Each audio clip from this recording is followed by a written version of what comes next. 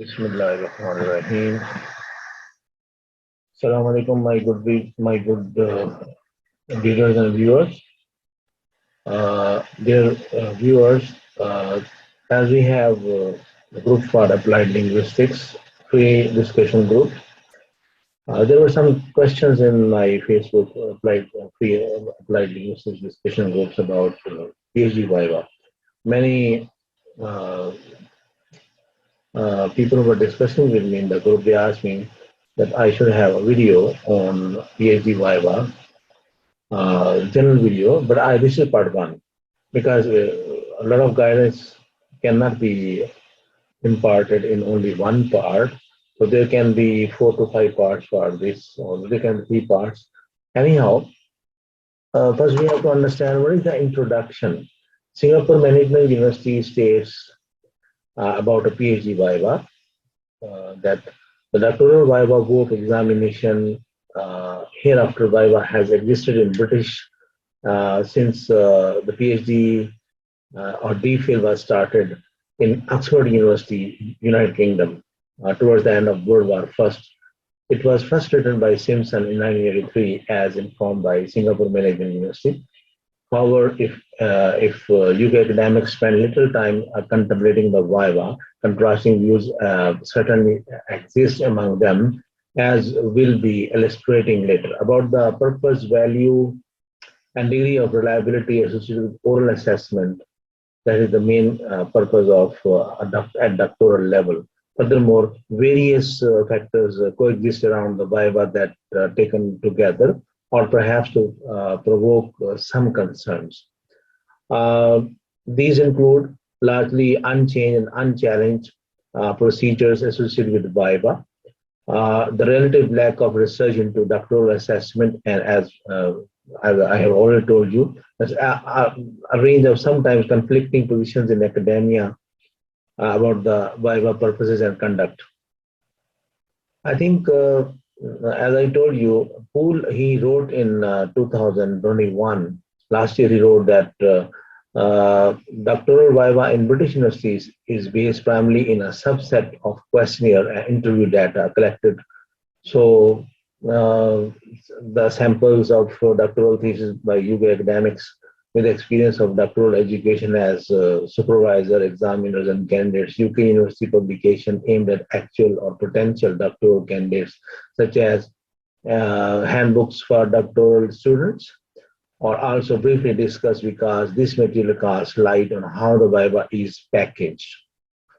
For that readership, for reasons of space, the paper examines, a lot of papers, when you see for Viva, they will tell you that, that it has different purposes.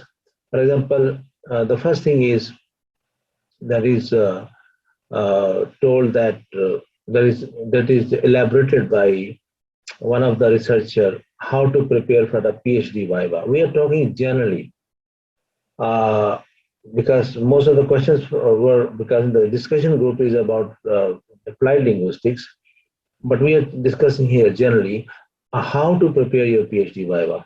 So, for example, some tips I have in my mind when I was doing read your thesis first. That's the first condition. Don't over prepare because you'll be under tension. No need to do it. Think about the potential questions. What are the potential questions? They can be about your methodology. They can be about the definitions. They can be about the length of the thesis. These questions can be about uh, can be about the discussion chapter, or can be about the conclusion chapter, or most of the questions, most important is about third chapter, there is methodology. Talk to people who have passed their Viva. For example, when I had the final, I had the Viva, I asked most who are my senior what was important thing. They told me that pre-Viva is very tough. Tough time is given to them, but when you do the corrections, Viva is somewhat easier than that. You have a few corrections where you will be given 1 week minimum for correction time and 2 months maximum correction time, and you have to submit your Viva with hardbound thesis. So I think before going to Viva, you have to arrange a mock Viva by yourself. know your examiners. Who are your examiners? Maybe one is internal examiner. You already know during your pre-viva you had presentation with him or her, and one is the external examiner, which you don't know, which only the viva center know.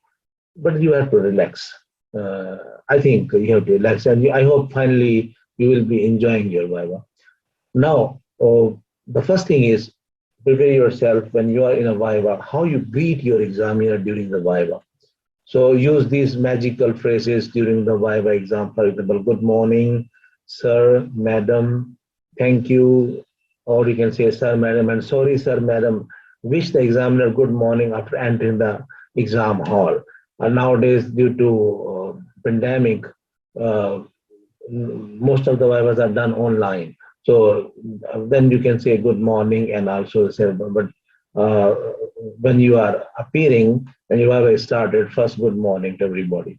If you don't know the answer, that's very important question. Sometimes when you start, uh, so directly say, I don't know. That's generally I'm telling about a Viva.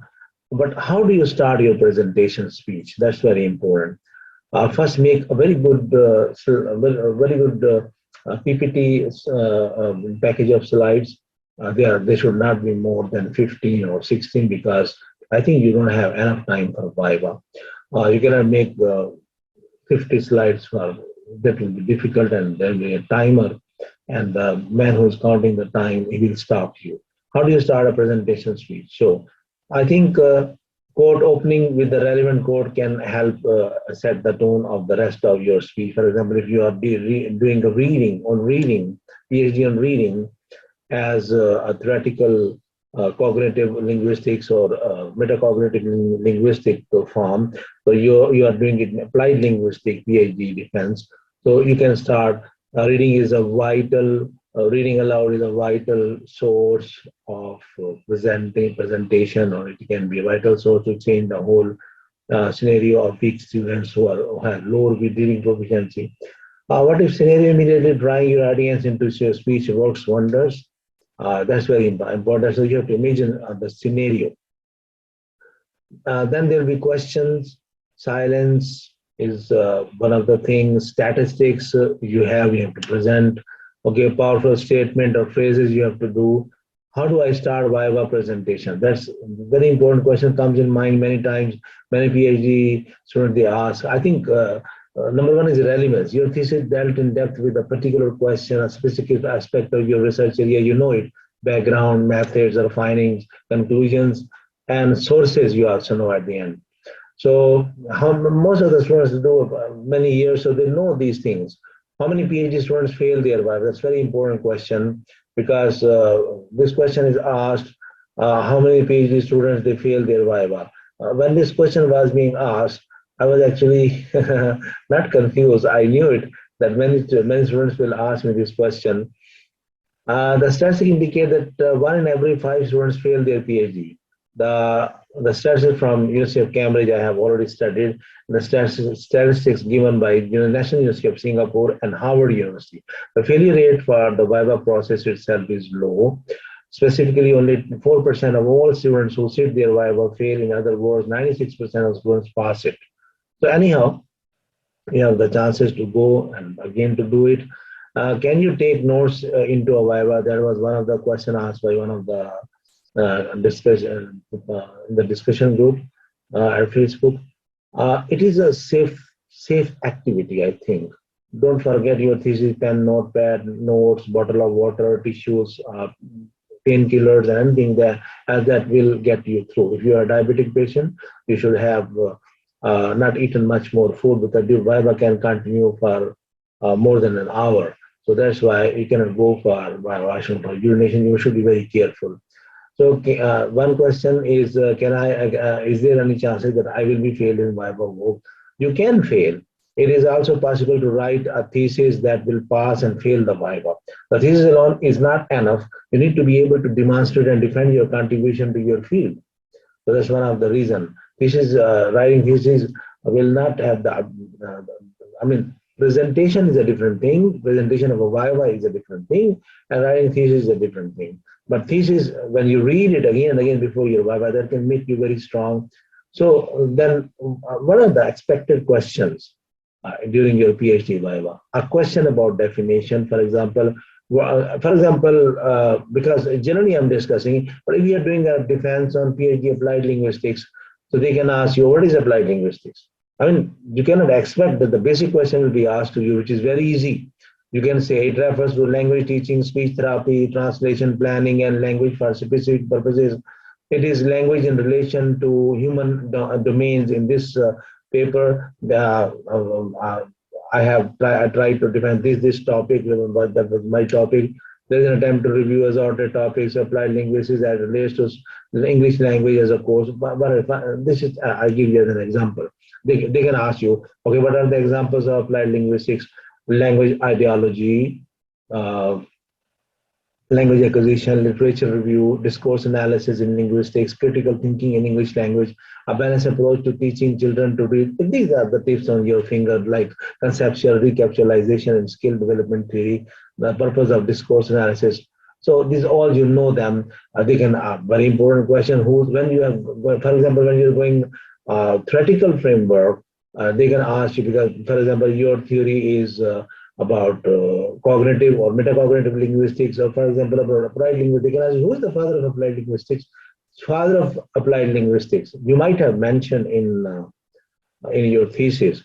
For example, for applied linguistics, that is Noam Chomsky. You can answer an American linguist, cognitive scientist, historian, social critic, philosophy expert, and famously called the father of modern linguistics. Chomsky is associated with having shaped the face of contemporary linguistics with his language acquisition and innate theories. This is very important. You must be able to define the most important things. What are the areas of applied linguistics? Applied linguistics generally incorporates or includes several identifiable subfields, for example, corpus linguistics, forensic linguistics, language testing, language policy and planning, lexicography, second language acquisition, second language writing, and translation of and interpretation. There are many fields, but I have described a few fields for you. What is applied linguistics applied? That is because this can be a specific question on every topic of PhD, whether you are doing it in applied linguistics, you are doing English literature. If you're doing in literature, a specific author can be questioned or his quality. For example, they can ask you, okay, Thomas Hardy, for example, why Thomas Hardy is regarded as a pessimistic novel writer. So field in which applied linguistics routinely come into play are education, psychology, communication research, anthropology, and sociology.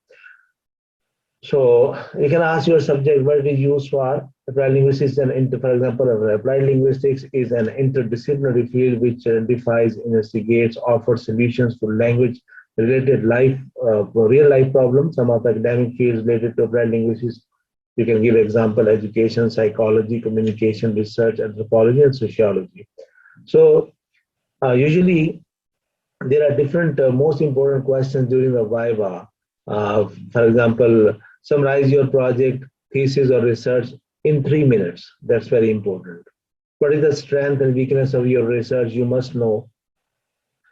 Maybe you have your research methodology is lacking something, or maybe yes, there's something you could not do, but you wanted to do, but you don't have the ability to do.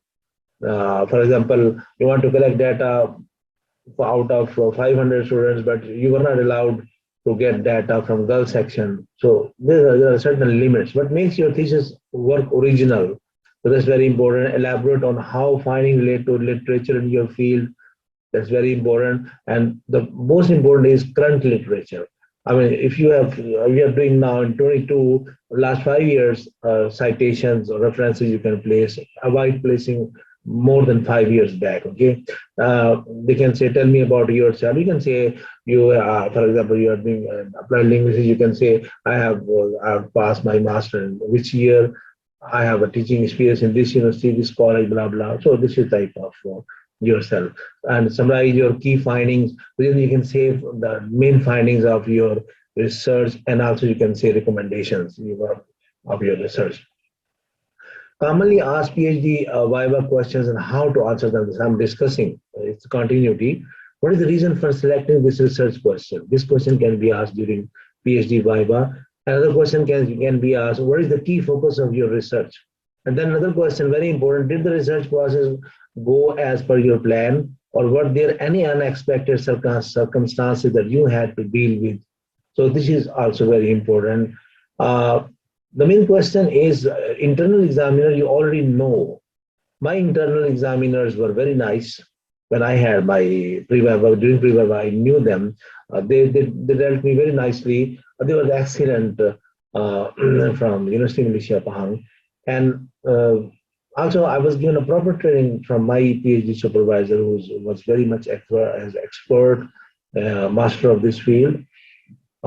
So how do you impress the internally external examiner, because you don't know. For example, if you are doing it from Malaysia, you don't know she's from UC Kuala Lumpur, she's from UC Sarawak, Malaysia.